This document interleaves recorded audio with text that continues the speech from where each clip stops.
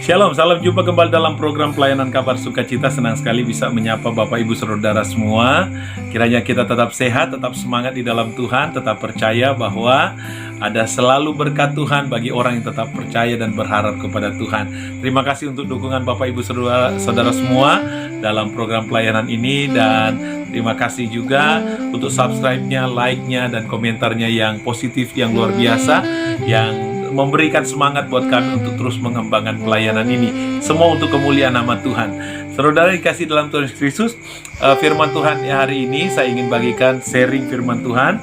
Saya ambil dalam kitab Matius pasal yang ke-11 ayat yang ke-27. Firman Tuhan berkata, "Semua telah diserahkan kepadaku oleh Bapakku, dan tidak seorang pun mengenal anak selain Bapa, dan tidak seorang pun mengenal Bapa selain anak, dan orang yang kepadanya anak itu berkenan menyatakannya." Saudara yang kasih dalam Tuhan Yesus, sangat menarik yang disampaikan oleh Tuhan Yesus, penjelasannya kepada kita semua di kesempatan kali ini, saudara. Kenapa dia menjelaskan bahwa kepada Kristus, kepada pribadinya ada kapasitas yang luar biasa, ada power yang dahsyat sekali, ada otoritas yang telah diberikan yang ada dalam kehidupannya. Dan ketika orang percaya kepadanya, sangat senang sekali saudara, karena bisa merasakan akan kapasitas atau otoritas daripada Tuhan. Tuhan berkata bahwa semua telah diserahkan kepadanya.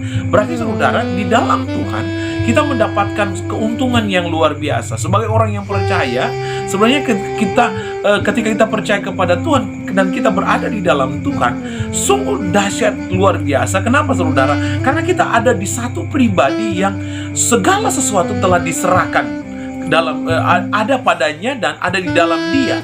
Nah, ketika kita menjadi percaya dan ada di dalam Tuhan, berarti kita bisa menikmati akan kapasitas itu, dan kita bisa menerima akan otoritas yang luar biasa. Kita ada pada satu pribadi yang sangat tepat, yaitu namanya Yesus. Kita ada satu pribadi yang luar biasa, dan tidak salah ketika kita percaya kepada Tuhan. Kenapa? Karena Dia memiliki kapasitas yang tidak terbatas. Firman Tuhan berkata bahwa segala sesuatu telah diserahkan kepadanya. Berarti sesuatu yang tidak bisa dibatasi. Tidak ada yang bisa membatasi akan kuasa Tuhan. Menarik sekali saudara ungkapan dari Yesus yang dijelaskan malam hari ini kepada kita lewat ayat ini saudara. Satu kebanggaan buat saya dan saudara bahwa saudara tidak sia-sia percaya kepada Yesus, karena saudara bertemu dengan satu pribadi yang dahsyat, pribadi yang luar biasa. Makanya jangan tinggalkan Tuhan, jangan biarkan Tuhan dalam kehidupanmu, tetapi mari kita hidup di dalam Tuhan. Nah saudara, di dalam ayat yang ke-27 ini, dia menjelaskan juga saudara, pada bagian yang terakhir adalah dia berkata begini saudara, "Dan orang yang kepadanya anak itu berkenan menyatakannya." Saudara yang kasih dalam Tuhan Yesus, ada hal yang menarik yang saya dapati, bahwa kuasa yang dimiliki oleh Yesus itu hanya bisa dirasakan oleh orang yang kepadanya Ia berkenan, saudara. Jadi perkenanan ini menjadi hal yang penting saudara. Kenapa ini penting saudara? Karena kalau kita tidak mendapatkan perkenanan di hadapan Tuhan, kita tidak akan menerima kapasitas itu. Kita tidak akan merasakan kuasa, power yang ada di dalam Tuhan.